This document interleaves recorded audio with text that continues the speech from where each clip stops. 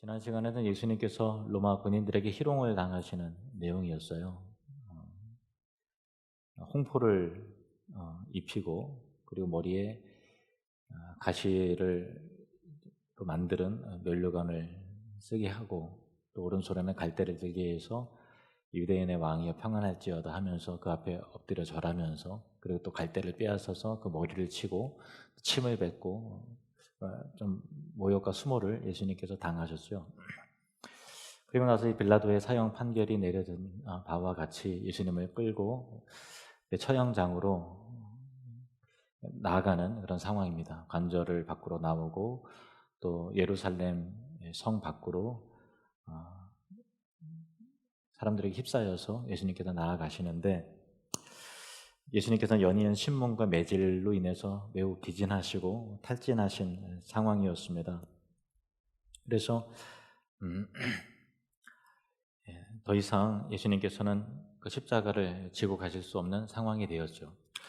당시 이 죄수들은 이 십자가를 질 때 자기가 매달리는 이 가로되는 큰 이 기둥 되는 부분을 지고 가는 거였고요. 세로의 기둥 막대는 이미 언덕 위에 이미 세워져 있는 상황이었습니다. 골고다 언덕을 오르시는 예수님이 쓰러질 때마다 군병들은 계속 채찍질해서 나아가기를 요청을 했지만은 피를 너무 많이 흘리시고 탈진하신 예수님은 그대로 십자가를 지고 계속 가실 수 없는 상황이었고 쓰러지셨습니다. 그래서 이대로 두고 억지로 했다가는 예수님께서 중간에 사망이 할 수도 있다는 판단을 병사들이 했던 것 같습니다. 그래서 예수님의 십자가를 주변에 보니까 비교적 건장해 보이는 사람이 있길래 그 사람에게 강제로 십자가를 지게 그렇게 지고 가도록 시켰다라는 것입니다. 이 사람이 구레네에서 온 시몬이라고 하는 사람이었습니다. 구레네는 북아프리카에 있는 도시인데요. 지금의 이집트 옆에 있는 리비아라고 할 수 있습니다. 그곳에 살았던 디아스포라 유대인이었을 것입니다. 디아스포라라고 하는 것은 이스라엘의 포로기 때에 세계 여러 나라에 흩어져 살았는데 흩어진 유대인 가운데 한 사람이었는데 예루살렘에 절기를 지키기 위해서 아마 올라왔을 것입니다. 그리고 그 옆에서 사람들이 웅성거리고 또 한 죄수가 이렇게 십자가를 지고 가니까 도대체 어떤 죄를 지었길래 이런 죽게 되는가라고 하는 그런 것 속에서 곁눈질로 지나가다가 아마 구경을 했겠죠. 마음에 관심도 가고 의문도 들고 동정의 마음으로 그렇게 했을 것입니다. 그런데 얘가 걸려서 로마 병사에게 눈에 띄어서 억지로 강제로 이제 십자가를 지게 한 상황이었는데, 당시 로마 군인들은 피지배민들에게 강제로 노역을 시키고 물건을 나르도록 짐꾼으로 부릴 수 있는 권리, 특권이 있었어요. 로마 법으로 그게 명시가 돼 있어요. 그래서 너 일로 와서 내 무기를 저기까지 날라라 그러면은 그냥 그것에 복종을 해야 되는 상황이었습니다. 예수님도 이 부분에 대해서 이미 언급하신 구절이 있는데요. 마태복음 5장 41절 말씀을 보시겠습니다. 마태복음 5장 41절 같이 읽겠습니다. 시작. 또 누구든지 너로 억지로 오리를 가게 하거든 그 사람과 심리를 동행하고. 억지로라고 하는 그 단어에 제가 표시를 했는데요. 빨간색으로 앙가리오라고 하는 단어인데요. 이 단어가 마태복음에 딱 2번 나와요. 그러니까 이 본문은 로마인들이 억지로 오리를 가게 하거든 그 사람과 심리를 동행해라 라고 할 때 크리스찬이라고 하는 그 마음의 넉넉함과 그 여유, 그것을 강조하신 말씀인데, 한 번 더 나오는데 그것이 우리가 읽은 본문 말씀이에요. 27장 32절 말씀 보시면 나가다가 시몬이란 구레네 사람을 만나며 그에게 예수의 십자가를 억지로 지어가게 하였더라. 그러니까 여기서도 이제 앙가리오라고 하는 단어, 헬라어 단어가 또 등장하죠. 그러니까 서로 연관이 되죠. 좀 재밌는 본문이에요. 그러니까 억지로 하게 됐다라는 거죠. 그러니까 군인들은 군중들 속에서 지나가던 구경하던 시몬에게 억지로 십자가 짐을 지웠고요. 구레네 시몬은 얼떨결에 우리 속된 말로 재수가 없이 그렇게 내키지 않았지만 법에 의해서 강제로 십자가를 질 수밖에 없었다는 것입니다. 한 가지 더 재미있는 것은요, 이 마태복음에는 이렇게 표현이 되어 있는데 마가복음에는 마가가 이 구레네 시몬에 대해서 설명하기를 뭐라고 덧붙였는가 하면은 이런 내용이 있어요. 마가복음 15장 21절 말씀 보시겠습니다. 21절. 마침 알렉산더와 루포의 아버지인 구레네 사람 시몬이 시골로부터 와서 지나가는데 그들이 그를 억지로 같이 가게 하여 예수의 십자가를 지우고, 이렇게 돼 있어요. 그러니까 이 마가가 이 성경을, 마가복음을 기록했을 그 초대교회 당시에 알렉산더와 루포는 굉장히 유명한 신실한 그리스도인이었습니다. 그래서 이 구레네 시몬이, 예수님이 십자가에 대신 구레네에서 온 시몬이 너희들이 잘 아는 알렉산더 루포의 아버지다라는 것을 설명하고 있는 그런 거죠. 그리고 이제 알렉산더 루포 중에서 이제 루포는 바울이 로마서에서 그 이름이 한 번에 언급이 돼요. 로마서 16장 13절 말씀 보십시오. 주 안에서 택하심을 입은 루포와 그 어머니에게 문안하라. 그 어머니는 곧 내 어머니니라. 여기에서 나오는 루포가 이 구레네 시몬의 아들 알렉산더 루포 할 때 그 루포와 동일 인물인지는 몰라요. 학자들도 모르는데 그 가능성은 있는 것이죠. 아닐 수도 있지만 그 가능성이 있는 거예요. 워낙 당대에 유명했던 그리스도인 알렉산더 루포였기 때문에 그 루포를 사도 바울도 다시 언급을 했을 것이다라고 하는 이 학자의 이론이 있어요. 만약에 그렇다고 한다면, 동명이인의 다른 사람일 수도 있지만 만약 동일 인물이라고 한다면 구레네 시몬은 예수님의 십자가를 억지로 이제 지고 가면서 그 일을 통해서 그냥 힐끗 보고서 안 그러면 그냥 지나갔겠죠. 누가 어떤 사람이 죄를 지고서 사형장에 가는구나, 그런 정도의 느낌을 가지고 그냥 동정의 눈빛 한 번 보내고 가던 길을 아마 갔을 수도 있는데, 강제로 줬으니 골고다 언덕 끝까지 가야죠. 그리고 골고다 언덕에서 예수님께서 십자가 못 박히시는 장면을 이 시몬은 다 본 겁니다. 그리고 자기와 연관된, 내가 대신 십자가를 진 이 사람이 과연 누군가라고 하는 부분에 대해서 매우 관심을 기울이고 또 관찰하고 또 복음도 접하고 했을 것입니다. 그리고 그 이후에 그는 믿음을 갖게 되었고, 자기의 두 아들인 알렉산더 루포가 신실한 그리스도인이 되도록 했고, 또 자기의 아내, 루포의 어머니인 아내도 신실한 신앙인이 되었던 것인데, 사도 바울의 선교 사역에 동역하고 기도로 돕고 또 사도 바울을 품는 그런 사람이 되었어요. 그래서 사도 바울이 루포의 어머니는 곧 내 어머니다라고 말할 정도로 그런 그 초대교회를 세워나가는데 아주 큰 기둥과 같은 일을 했던 가정이 되었다라는 것입니다. 물론 이것은 그 루포가 로마서에 나오는 루포와 동일 인물이다라고 하는 전제가 있는 것이지만, 혹 아니다라고 할지라도 마가가 시몬의 이 두 아들 알렉산더 루포를 독자인 그 초대교회 성도들에게, 그리고 우리에게 굳이 설명하는 이유는 이 놀라운 구속의 은혜, 구원의 은혜가 여기에 감춰져 있음을 우리에게 알려주고 싶은 그런 의도가 있는 것이죠. 여기에 이 아이러니의 요소가 있는 거예요. 아이러니. 어떤 아이러니의 요소가 있는가 하면은 세 가지가 있는데, 32절을 다시 한번 보겠습니다. 32절. 나가다가 시몬이란 구레네 사람을 만남에 그에게 예수의 십자가를 억지로 지워가게 하였더라. 아이러니라고 하는 것은 역설이죠.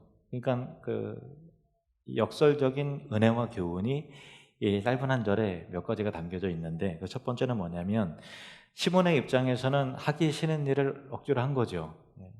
자신의 의지와 전혀 상관이 없어요. 너 이리로 나와서 십자가 들어 하니까 법에 의해서 자기가 그렇게 한 거예요. 그러니까 참 억울하다. 하필 왜 난가? 뭐 그런 또 마음 가운데 짜증도 들었겠죠. 날도 더워 죽겠는데 지금 이거를 십자가를 지라니까 얼마나 힘들었겠어요. 그러나 그것이 그에게는 삶을 바꾸는 은혜가 되었다라는 거예요. 그 아내가 믿음의 여인이 되고 자녀인 알렉산더 루포가 믿음의 축복을 받는 그 은혜가 그 억지로 지고 갔던, 내키지 않았던 그 일을 함을 통해서 결국 이루어지게 됐다라는 것이죠. 그래서 이 일이 이루어진 상황을 보면 로마 군인이 억지로라고 하는 그 단어, 억지로 지워가게 한 것이지만 그러나 믿음의 관점에서 볼 때는 이것이 하나님의 주권적 은혜였고 섭리였다는 거죠. 그러니까 우리의 삶 가운데 이런 일들이 얼마나 많은지 몰라요. 나는 내키지 않은 일을 하고 억지로 피할 수 없어서 하는 수 없이 그 일을 하지만 그건 역시 하나님께서 나를 축복하시고 나를 선한 길로 인도하시는 하나님의 주권과 섭리가 악한 마음을 품은 로마 군병을 통해서도 이루어지는데 우리 삶 가운데 설마 그런 일들이 얼마나 많이 있습니까? 교회 일도 마찬가지인 것 같아요. 우리가 하나님의 나라와 사명과 또 교회 안에서 섬기는 봉사가 내키지 않는 것 가운데서 다 나밖에 할 사람이 없다 그러니까 억지로 마지못해 피할 수만 있으면 피하고 싶은데 하는 수 없이 하게 되는 일들이 글쎄요 참 많은 것 같아요. 여러분 혹시 전도회 회장 되면은 하고 싶어서 하시는 분들이 있어요. 그러니까 피할 수만 있으면 피하고 싶은데 분위기상 나밖에 안 된다 그러니까 또 순서가 됐고 하니까 억지로 하는 일들이 많이 있고 또 뭐 교사라든가 찬양팀이라든가 또 주방 봉사라든가 여러 가지 또 차량 운행 봉사라든가 그런 것들이 참 억지로 하게 되는 경우가 사실 많이 있지 않습니까? 저 역시도 우리 대천의 하늘드림 교회를 담임하게 되는 그 순간이 제 의지와 아무런 관계가 없었어요. 그 정황상 억지로 하게 되는 일이었는데 지나고 보니까 이건 역시 하나님께서 나를 축복하시고 또 구원의 일들을 이루어 나가시는 하나님의 주권이요 섭리라는 것을 발견하게 되는데 우리가 봉사하고 섬기고 주님 나라에 동역하는 일들이 이쪽에 이 편에서 보면 억지로 하는 일들이 있지만 그러나 그 안에 감춰진 하나님의 주권과 섭리를 꼭 발견하시는 저와 여러분이 되시기를 바랍니다. 두 번째 아이러니한 요소는 뭐냐면은 시몬이 십자가를 질 때 어떤 마음이 들었을까요? 진짜 속된 말로 재수없이 딱 걸렸네 하는 마음이 들었을 거예요. 근데 이왕 지고 가는 거 긍정적인 마음으로 바꾸자 그럴 수도 있겠죠. 그래서 내가 저 예수라고 하는 자를 그냥 도와주자. 안 그래도 곧 십자가에 달려서 죽을 건데 죽는 그 한 1시간 30분 2시간만큼이라도 내가 좀 도와주자라고 하는 일종의 동정과 또 궁일과 자비를 베푸는 그런 마음으로 아마 이렇게 생각을 했을 가능성이 있습니다. 내가 예수님 도와준다고 생각했겠죠. 그런데 여러분, 예수님의 십자가는, 예수님은 과연 누구의 십자가를 지고 가는 것입니까? 사실 그 십자가는 우리의 죄와 우리의 허물을 의미하는 것 아닙니까? 우리의 십자가를 예수님이 대신 지시는 거죠.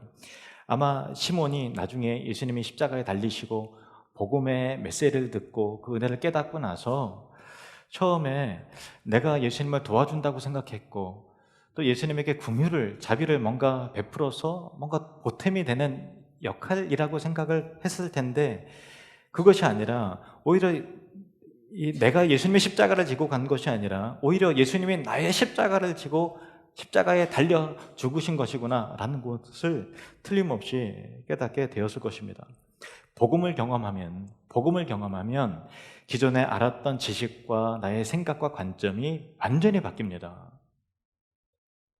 우리가 교회를 섬기고 봉사하면 내가 희생하는 것 같고 내가 주님 앞에 헌금을 하고 하면 내게 빠져나가는 것 같고 뭔가 그런 느낌이 들지 않습니까? 그리고 내가 뭔가 도와주자, 내가 그래도 희생하자라고 하는 측면에서 뭔가 인심 뜨듯이 뭔가 내가 손해보지만 그냥 참고 하듯이 그런 마음이 들 때가 있습니다. 그러나 복음을 경험하면 그건 역시 나의 희생과 나의 섬김 또한 하나님께서 나를 생각하시는 하나님의 은혜라는 것을 발견하게 된다는 것입니다. 사도 바울은 에베소서를 기록할 때 이 에베소서의 그 성도들에게 내가 교회와 복음의 일꾼이 된 것은 내가 이만큼 섬기고 이만큼 내가 희생했다라고 말하지 않고 이것조차 하나님께서 내게 베풀어 주신 은혜다라고 말하고 있다는 것입니다. 에베소서 3장 7절에서 8절 말씀 보시면 이 복음을 위하여 그의 능력이 역사하시는 대로 내게 주신 하나님의 은혜의 선물을 따라 내가 일꾼이 되었노라. 모든 성도 중에 지극히 작은 자보다 더 작은 나에게 이 은혜를 주신 것은 측량할 수 없는 그리스도의 풍성함을 이방인에게 전하게 하시고, 내가 일꾼이 된 것도 내가 섬기는 그 내용에 대해서 내 자랑이 아니라 이 온전히 하나님의 은혜다라고 고백을 하고 있다는 거죠. 또 사도 바울은 고린도 성도들에게 편지할 때 그 당시 예루살렘에 큰 기근이 들었어요. 기근이 들었기 때문에 고린도 성도들이 기근당한 이 예루살렘 교회의 성도들을 도와줘야 될 필요가 있었어요. 그래서 고린도 성도들에게 연보, 즉 헌금을 가르치고 교훈하는 데 있어서 헌금을 뭐라고 표현하는가 하면은 은혜라는 단어를 써서 표현을 하고 있습니다. 고린도후서 8장 3절에서 7절 말씀 보시면 제가 은혜라는 단어를 빨간색으로 표시를 했는데 그것을 헌금, 연보라고 하는 단어로 써도 굉장히 문맥이 자연스러워요. 내가 증언하노니 그들이 힘대로 할 뿐 아니라 힘에 지나도록 자원하여 이 은혜와 성도 섬기는 일에 참여함에 대하여 우리에게 간절히 구하니 우리가 바라던 것뿐 아니라 그들이 먼저 자신을 죽게 드리고 또 하나님의 뜻을 따라 우리에게 주었도다. 그러므로 우리가 디도를 권하여 그가 이미 너희 가운데서 시작하였은즉 이 은혜를 그대로 성취하게 하라 하였노라. 7절은 같이 읽겠습니다. 시작. 오직 너희는 믿음과 말과 지식과 모든 간절함과 우리를 사랑하는 이 모든 일에 풍성한 것 같이 이 은혜에도 풍성하게 할지니라. 아멘. 여러분, 우리가 하나님 앞에 물질을 드리고 헌금할 때 뭔가 인심 쓰듯이 하고 뭔가 내가 기여한다라는 그런 마음을 지워버리십시오. 그 자체가 하나님의 축복이요 은혜라는 것을 여러분 꼭 마음에 새기시기를 바랍니다. 또한 바울은 빌립보 성도들에게 주를 위해서 받는 이 고난에 참여하는 것이 또한 은혜다라고 표현을 하고 있습니다. 빌립보서 1장 7절 말씀 보십시오. 이는 너희가 내 마음에 있으며 나의 매임과 바울은 감옥에 갇혀 있는 상황이었어요. 나의 매임과 복음을 변명함과 확정함에 너희가 다 나와 함께 은혜에 참여한 자가 됨이라. 이 고난의 복음을 위한 희생과 고난도 결국은 사도 바울이 빌립보 성도들에게 말하는 표현은 뭐냐면 너희가 이 고난에 참여했다라고 표현하지 않고 은혜에 참여했다. 너희가 정말 이 신앙의 삶에 참여한 것 자체가 하나님의 은혜다라고 하는 그런 것입니다. 우리도 섬기고 봉사하고 헌금하고 헌신하고 또 복음을 인하여 또 핍박을 받고 고난받고 하는 것 그 자체가 하나님의 은혜라는 것입니다. 왜 은혜입니까? 영원한 하나님 나라에서 우리에게 영광스럽게 하고 면류관을 우리에게 상 주실 그날에 우리를 존귀하게 세우실 그 명분과 근거와 이유를 이 지상 가운데서 마련하게 하시려는 하나님의 배려와 은혜라는 관점에서 우리가 봐야지 뭔가 우리가 희생하고 섬기고 내 것을 뭔가 빠져나가는 듯한 소진하는 듯한 느낌을 가져서는 안 된다라고 하는 것이죠. 왜냐하면 하나님께서 여러분을 사랑하시고 여러분을 존귀하게 세우시기 위한 하나님의 열심과 방법임을 믿으시길 바랍니다. 시몬이 예수님의 십자가를 대신 진 것은 하나님이 시몬에게 자비를 베풀어서 은혜에 참여한 것이었죠. 이왕 여러분 억지로 하게 되는 일들이 있습니까? 불평과 원망을 하지 마시고 감사와 기쁨으로 감당하시는 저와 여러분 되시기를 축복합니다. 마지막 세 번째 아이러니의 요소입니다. 예수님께서 제자들에게 12제자에게 십자가의 도를 말씀하시면서 뭐라고 말씀하시는가 하면은 마태복음 16장 24절 말씀 보시겠습니다. 시작. 이 예수께서 제자들에게 이르시되 누구든지 나를 따라오려거든 자기를 부인하고 자기 십자가를 지고 나를 따를 것이니라. 주님을 따라갈 때 자기 십자가를 지고 주님을 쫓는 거죠. 내 마음대로 믿음 따로 우리의 삶 따로가 아니라 우리의 삶은 주님 따라가는 삶이에요. 주님 곁에 가는, 항상 동행해야 되는 삶이죠. 그것이 제자의 삶인 거예요. 주님을 따라가는 거예요. 그래서 그 제자의 가장 예수님께 인정을 받고 또 우리가 흔히 아는 수제자가 베드로 아닙니까? 근데 십자가를 지시기 그 전에 예수님께서 너희가 다 나를 배반하여 도망갈 것이다 라고 말씀하셨을 때 제자들이 다 아닙니다, 그렇지 않습니다 라고 할 때 베드로도 이렇게 말합니다. 마태복음 26장 33절 말씀입니다. 시작. 베드로가 대답하여 이르되 모두 주를 버릴지라도 나는 결코 버리지 않겠나이다. 다른 사람은 혹시 그런지도 모르겠지만 나는 절대로 주님 버리지 않습니다. 항상 옆에 있을 겁니다. 십자가 지고 주님 끝까지 따라갈 겁니다 라고 장담하고 약속했던 사람이 이 베드로였어요. 근데 베드로는 예수님이 붙여주신 이름이고 원래 이름이 뭔지 아십니까? 시몬이에요. 시몬. 그러니까 이 마태복음을 우리가 읽을 때 시몬이 이렇게 말했어요. 그러면 자, 예수님께서 이제 고난을 받으시고 골고다 언덕에 십자가 가지고 갑니다. 그러면 쓰러졌어요. 로마 군병이 두리번 거리면서 누가 대신 십자가를 질 사람이 없는가 찾을 때 그 옆에 예수님의 제자 시몬이 나갔어야 되는 상황이에요. 그렇지 않습니까? 베드로가, 시몬이 장담했잖아요. 내가 절대 주님 배반하지 않겠습니다.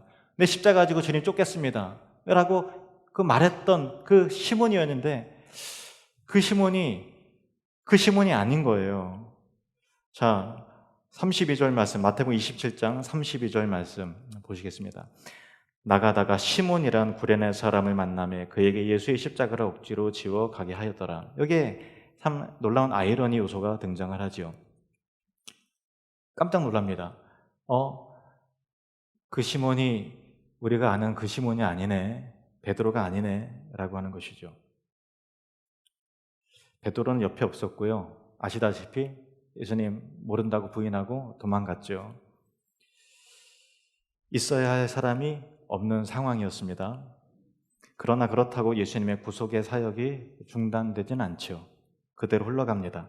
내가 하지 않는다고 하나님의 나라가 방해받거나 하나님의 영광이 가려지거나 그러지 않아요. 하나님께서 홀로 충만한 영광을 가지고 계시기 때문에 사실 우리가 주님을 위해 뭐 보태드리고 그 영광을 더해드릴 만한 그런 내용은 사실 없어요.